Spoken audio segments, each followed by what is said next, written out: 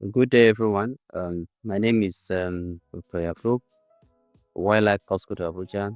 Today, hopefully, we're going to discuss cervical cancer screening. We're looking at its importance, what it is, its importance, as well as what you expect to have when you go for the screening. So, basically, what is cervical cancer?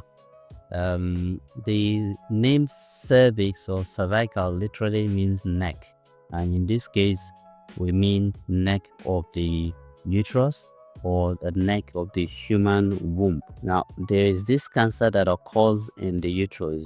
There are two types of cancers that may occur in the uterus. One is the body of the uterus, that is what is called the endometrial cancer, or rather the interior of the body of the uterus. Then the outside, towards the outlet or the neck of the uterus, which is called the cervix. And there's this type of cancer that could occur there, and that is what is called the cervical cancer. Now, cancers are better prevented than treated because most cancers are not curable, especially when they are not caught early enough. So most cancers of the human body, unfortunately, are not seen early enough. Even though they don't usually occur overnight, as it were, usually they occur after a period, in a very long period of time, sometimes years actually.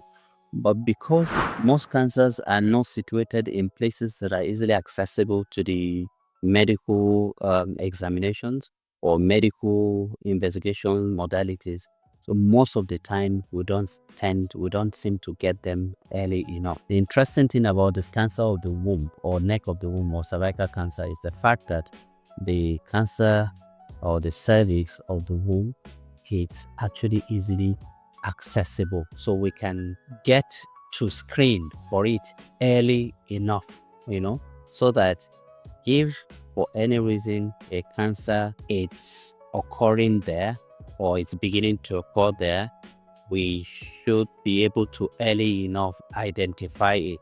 And so cancer of the cervix is one of those cancers that can easily be detected early enough and therefore can be managed early enough before it becomes a problem. In fact, in the developed world, the screening modalities or screening for cancer of the cervix has led to a widespread screening, and availability of services for such screening have led to a lot of decrease in incidence of cervical cancer as compared to part of the world where people are not even in the first place aware, and then facilities for screening are not available everywhere, and so therefore we still have high incidence of cancer of the cervix.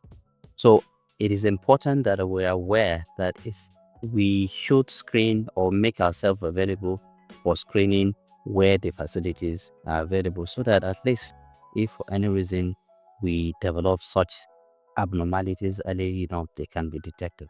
Now, who and who should avail herself for cancer screening, cervical cancer screening? Generally, women after the age of menarche, meaning from the time you start menstruation, and particularly ladies who are exposed to intercourse. Those are the people that should avail themselves to such cancer screening from the age of 21. That is what is recommended. Once a lady is sexually exposed from the age of 21, she is expected to be screening for cervical cancer every 3 years up until the age of 65. Once she's doing that every 3 years and up until the age of 75, as long as each screening comes out with a normal result, she is expected to go for another routine screening after 3 years. If, however, in one of those screenings, a result shows some abnormalities, it is advised that such a patient allows or individual avails herself again in another 6 months to 1 year. Once abnormalities are detected, it's not expected that you wait until 3 years before you avail yourself with another screening. No, you'll be advised to check again in about 6 months to 1 year. If, however, the screening results comes out negative, meaning that you don't have anything related to cancer of the cervix, then you can do it as routine every 3 years until you get to the age of 65. Beyond 65 years of age, well, if you have not had any sign or signal suggesting you have cancer of the cervix, then you are free to live your life. That is what is recommended. Now, there are two types of screenings. One is the what we call histological screening or cytopathology or histopathological screening, where a small number of cells from the neck of the womb is carried to a pathologist in a special bottle or in a special container in two different ways. There's one we call cytobrush, and then there's another one we use a spatula, something like an ice cream spatula or something, where we just it's just scraping of the neck of the womb is taken and put in a special slide and then taken to the pathologist. Or we use a plastic brush to take part of the neck of the womb, and then we take it and put it in a special bottle and send to the pathologist for examination. Usually the result takes between 10 days to 2 weeks to come out. Once the result comes out, the pathologist will give you will tell us whether or not there is any theme suggesting cancer of the cervix. So that is what is called pap smear. I'm sure some of us may have heard that word before. So there's another indirect way of screening for cancer of the cervix, which is in this case we're screening for the particular germ or virus that is known to cause that disease or cancer. It is called human papillomavirus. The human papillomavirus is a sexually transmitted virus, which is in most cases, more than 90% of the time, responsible for the development of cancer of the cervix. And so when we screen for that virus, the presence of the virus, however, why that screening is not really that popular is because the presence of the virus in the cervix does not translate to cancer of the cervix. Majority of people who have that virus don't end up having cancer of the cervix. But the absence of the virus almost automatically means that that person may never develop cancer of the cervix. And that is why people who are not sexually exposed don't have that risk of developing cancer of the cervix. And majority of people who are sexually exposed, more than 90% of the time, they are exposed to that virus called human papillomavirus, and therefore they have a risk of developing cancer of the cervix. So we screen in two ways, but the most popular form of screening that is direct, that is aimed at catching the changes that may eventually become cancer later in life is the one popularly known as pap smear, and that is one that we're expected to be doing from the age of 21 once we're sexually exposed to the age of 65 every 3 years if everything remains normal. Now, what's the importance of this? Of course, as we said before, cancers are things that catch everyone by surprise, including the health caregivers themselves. So nobody is immune to cancers, and in most cases, by the time the individual knows he or she has a cancer, in most cases the cancer is advanced, including the cervical cancer itself. A lot of women in the beginning do not identify. There's no particular or specific symptoms that will tell you that you have a cancer as a woman anywhere, especially the cancer of the cervix. By the time the symptoms develop, the cancer has probably gone beyond the stage that can be cured. And so it is important that since that cancer can easily be detected, or the initial changes that may suggest that the patient or the lady is going to develop that cancer can be detected through this screening, it's important to avail ourselves to such so that in a way we can actually prevent the cancer from occurring. And in fact, even where it occurs, sometimes when you regularly avail yourself with pap smear screening, even the first few stages, stage 1 or the early stages of stage 2, can be detected, and therefore you can be cured at that stage. But if we do not avail ourselves with the screening methods or the screening services, by the time the symptoms of the disease start, in most cases, the cancer is advanced, and in such times, the cancer is not curable. Now, what do we expect when we go for such screening?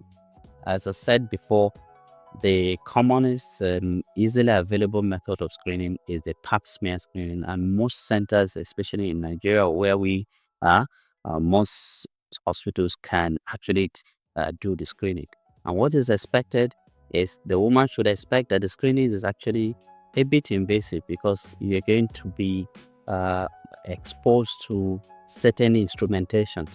Okay, and that's why, so for as long as it is possible, what is done is there is an instrument, there is a plastic, there is a metal form of it, which is called a speculum. That speculum is introduced into the private part such that the neck of the womb is exposed, so that the doctor or the healthcare giver doing the procedure will be able to see the neck of the womb. Usually, if the woman or the individual, the lady cooperates, it's not a painful procedure actually. But of course, if you don't know what to expect, and you go in and the doctor or healthcare giver is telling you, oh, lie down, I'm going to push in an instrument, and if you don't know what to expect, you might become a bit agitated, maybe anxious, and that can become a bit clumsy and maybe painful if you're not prepared for it. But once you know what to expect and you go in with that information, you're more likely to be relaxed, and therefore the procedure is usually painless. So once the speculum is introduced into you with a good light source, then the doctor or healthcare giver will usually use a plastic brush or a metal spatula to just scrape a little of the neck of the cervix, of course, to take some few cells. Doesn't usually bleed, it's not painful, and then the cells are now taken and sent to the pathologist for examination. The results, as I said before, usually comes back to the doctor in about 10 days to 2 weeks max, and then the doctor will inform you of the results. If need be, from the results, the doctor may tell you once the doctor tells you you need to repeat it in 6 months, it means there is a suggestion of a problem. And please make sure you go back in 6 months, because the whole essence of the screening is to detect this in early. So there is no point going to do the screening and then something is seen and then you tell the doctor it is not your portion, because we've seen a few cases where people do the screening, they are told that, well, there's a little problem. For fear of having to be diagnosed or getting to know that you have cancer, some people disappear from there to go and do all other things, only to come back in late stage of the disease. Meanwhile, in that early stage, if you had probably come back in the 3 months or 6 months you are told to go back, if there's something bad, they will be told, and then maybe whatever it is that you need to be done or needs to be done for you will be done early enough, and therefore you will not develop the cancer eventually. So it's important that when you do the screening, you go back to get your result. It's very important, because we've seen situations where people go for the screening for fear of the unknown, for fear of bad news or bad results. They don't want to go back. So the whole essence of the screening therefore gets defeated, and in that case, some people eventually come back later with the same disease they were trying to prevent by going for the screening in the first place. So it's important to know that cervical cancer, we say, is a preventable cancer, in the sense that it's one of those few cancers that we can identify early enough and something can be done. And even when it starts, the early stages can be detected once someone avails herself with screening, regular screenings, and therefore you'll be free from the advanced stage of the disease. So it's important that all of us avail ourselves with such opportunities where available, and when and if it is not available where you are. In Nigeria, where we are, in Abuja, where we are, for instance, there are several hospitals, several health centers that, in fact, some people actually offer the screening free. Some centers offer free, and so we should avail ourselves of such opportunity and go for screening as at one day. Thank you very much.